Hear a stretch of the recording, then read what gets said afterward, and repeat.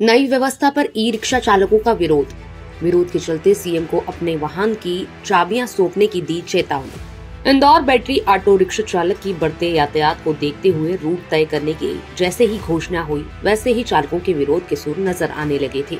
महानगर न्यूज ने e rickshaw चालकों के मन की बात को पहले ही अपने दर्शकों तक पहुंचाया था, लेकिन अब नई व्यवस्था के लागू होने की चर्चा में ई रिक्शा महासंघ के लोगों ने ई रिक्शा के रूट तय करने के पहले ही प्रशासन के निर्णय का विरोध प्रेस वार्ता कर जताया और मुख्यमंत्री को चाबी सौंपने की बात कही। मध्य प्रदेश की आर्थिक राजधानी इंदौर में करीब 5,500 बैटरी से चलने वाले ई रिक्शा दौड़ते हैं। इन ई रिक्शाओं को पुरुषों के साथ ही सैकड़ों की संख्या में महिलाएं भी संचालित कर रही। इन ई रिक्शाओं के कारण शहर के यातायात व्यवस्था बिगड़ते और तमाम तरह की अव्यवस्थाओं की कहते आने के बाद बीते दिनों इंदौर कलेक्टर कार्यालय में शासन प्रशासन के लोगों द्वारा एक बैठक आयोजित की गई, जिसमें ई रिक्शा को लेकर 23 रूट तय कर निर्णय लिया गया। साथ ही ई रिक्शा पर कलर कोडिंग और अन्य संबंधित नियमों के अनुरूप वाहन चलाने को लेकर चर्चा हुई। शासन प्रशासन के लोगों की हुई इस बैठक और निर्णय के बाद इंदौर के ई रिक्शा चालकों में रूट तय करने को लेकर काफी आक्रोश है। इसी के तहत इंदौर प्रेस क्लब में इंदौर बैटरी ऑटो रिक्शा चालक महासंघ के लोगों ने प्रेस वार्ता कर रूट तय करने संबंधित तमाम नियमों को लेकर आपत्ति जताई है। ई रिक्शा चालक महासंघ के प्रमुख राजेश बड़कर, आदित्य पवार, अर्चना शर्मा सहित अन्य लोगों ने कहा कि यदि शासन प्रशासन उनकी बातें नहीं मानता है तो वह आगामी समय में आंदोलन भी करेंगे और मुख्यमंत्री डॉक्टर मोहन यादव को सामूहिक रूप से अपने वाहन की चाबियां सौंप देंगे। जिला प्रशासन ने अभी यातायात सुधार के नाम पे टारगेट किया सिर्फ बैटरी ऑटो रिक्शा को। उसमें ये था कि शहर में रूटों में हम लोगों को बांट दिया है।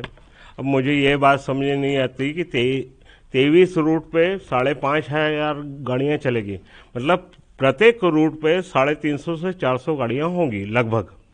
अब 400 गाड़ियां चलेगी एक रूट पे, तो कैसे सवारियां मिलेगी, कैसे हमारे परिवार का संचालन होगा, कैसे किस्त भराएगी। फिर आपने एक नियम निकाला और कि नो व्हीकल जोन में सिर्फ बैटरी ऑटो नहीं जाएंगे, राजवाड़े पे सिटी बस ही जा रही है। हमारा विरोध वहाँ है। हमने एक मांग और भी रखी कि आपको करना क्या था, आपने किया क्या। आपको करना ये चाहिए था कि आप किराया तय करते, आप वर्दी तय करते, आप यात्री प्रतीक्षालय तय करते। आपने वो काम किए नहीं। और चलो हम उनके आदेशों का सम्मान करें, पर ये रूट तय करने वाले कौन है? ये रूट तय करने वाले यातायात एक्सपर्ट है जो कार में चलते हैं। अरे भाई, बैटरी के विषय में कोई नियम निकालना था तो बैटरी ऑटो वालों को पहले संज्ञान में लेना था, हमसे चर्चा करते हैं तो हम बताते हैं ये तकलीफ है। अब कैसे यातायात को सुरक्षित करोगे? आपने सबसे बड़ी गलती आरटीओ की है। 5,500 गाड़ियां रजिस्टर्ड कर दी। हम मांग करें कि अब नई बैटरी ऑटो रिक्शा उठना नहीं चाहिए जब तक 5,500 व्यवस्थित ना हो जाए। आने वाले समय 10 से 15,000 हो जाएगी इसकी संख्या। फिर क्या करोगे? क्योंकि आने वाला समय बैटरी का है। अब जब बैटरी की संख्या अगर इतनी हो जाएगी तो अव्यवस्था और फैल जाएगी।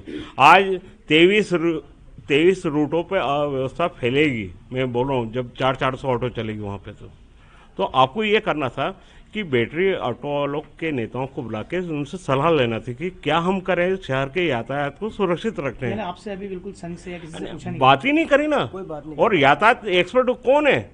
जिनको बैटरी ऑटो रिक्शा का ज्ञान ही नहीं है, ऐसे लोग हैं। आगे क्या प्लान रहेगा आपका? हमारा ये प्लान है, हम जितने भी जिम्मेदार अधिकारी हैं, नेता हैं, उनसे बात करेंगे। हमारा विषय जो 7 विषय हमने रखे हैं, उस 7 को विषय को लेकर बात करेंगे कि हमारे साथ अहित ना हो। अगर हमारे साथ अहित होता है तो हम ये व्यापार व्यवसाय करना छोड़ देंगे और लंबी हड़ताल पर चले जाएंगे। फिर 5,500 लोगों को आपको नौकरी देना पड़ेगी, 5,500 बैटरी ऑटो की किस्तें आपको भरना पड़ेगी। देखिए, जब आपने बोला है मुख्यमंत्री द्वारा महिलाओं को गाड़ी मिली थी, हाँ, हमको मुख्यमंत्री द्वारा गाड़ी मिली थी और हमको उन्होंने आत्मनिर्भर बनने के लिए दिया था। उस वक्त ये गाड़ियाँ सिर्फ मतलब विकलांगों के लिए और महिलाओं के लिए निकली थी, लेकिन आज के मतलब हालत में ये देखा जाता है कि हर इंसान, यहाँ तक कि सरकारी नौकरी वाला भी, हमारे खुद के यहाँ पर रहता है सरकारी नौकरी, पावर हाउस में नौकरी करता है, वो नाइट ड्यूटी करने वाला भी दिन में गाड़ी चला रहा है, सरकारी नौकरी वाला भी गाड़ी चला रहा है। लेडीज से तो हट ही गई हैं, लेडीज से कुछ नहीं है। मैं मानती हूँ लेडी से, जब हम खुद लेडी से निकली थी ना वहाँ पर, तो हमें मुख्यमंत्री द्वारा सबने कहा था आपको स्टैंड मिलेगा, आपको चार्जिंग पॉइंट मिलेगा जगह जगह, आपके लिए कोई मतलब रोक टोक नहीं होगी।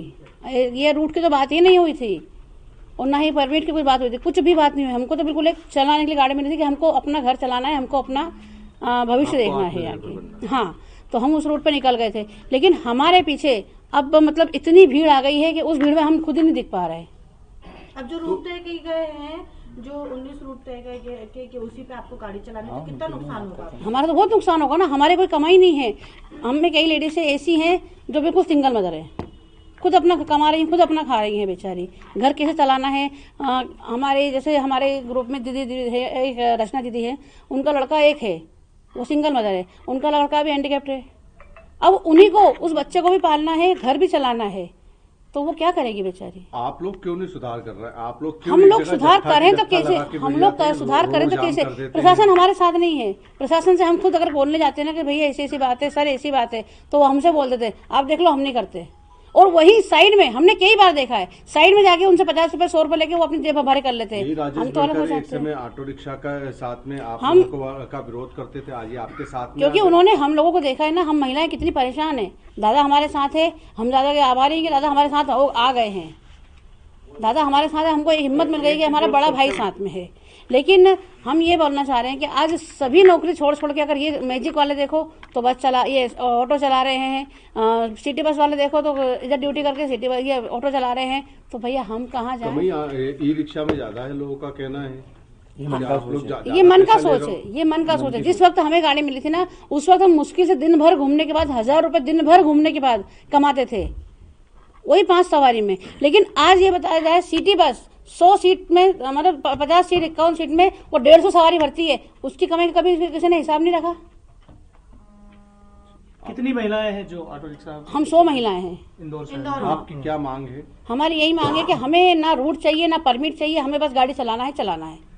अगर हमको रूट मिलता है तो सिटी बस को भी प्रतिबंध लगाया जाए, जिस तरह के इसमें। आपका कहना है कि सिटी बस के लिए भी रूट तय किया जाए? हाँ, जहाँ रूट तय किया जाए, जितना रूट उनको मिल रहा है उतना रूट भी हमको मिले। हमको रूट नहीं चाहिए, मतलब सिटी बस का रूट तय, घुस सकते वाली बात नहीं। हमको ना स्टैंड मिला है ना कुछ मिला है। हाँ, और अगर वो हमको 3-3 किलोमीटर का रूट दे रहे हैं तो सर बताइए, आजकल घूमने फिरने में ही डॉक्टर बोलते हैं 5 किलोमीटर चल लो, घूमना फिरना हो जाएगा, तो इंसान तो ये सोच के खुद चल लेगा। आपकी बात नहीं मानी जाती है तो आप कहाँ तक अपनी बात ले जाएंगे? हम पहली बात तो ये करेंगे, हम सारी महिलाएं मिलकर मुख्यमंत्री जी को अपनी गाड़ी सौंप देंगे कि आपने हमें अच्छा गड्ढे में डाला, हमें कोई मतलब नहीं है, ये आपकी गाड़ी संभालो, हम हड़ताल करेंगे।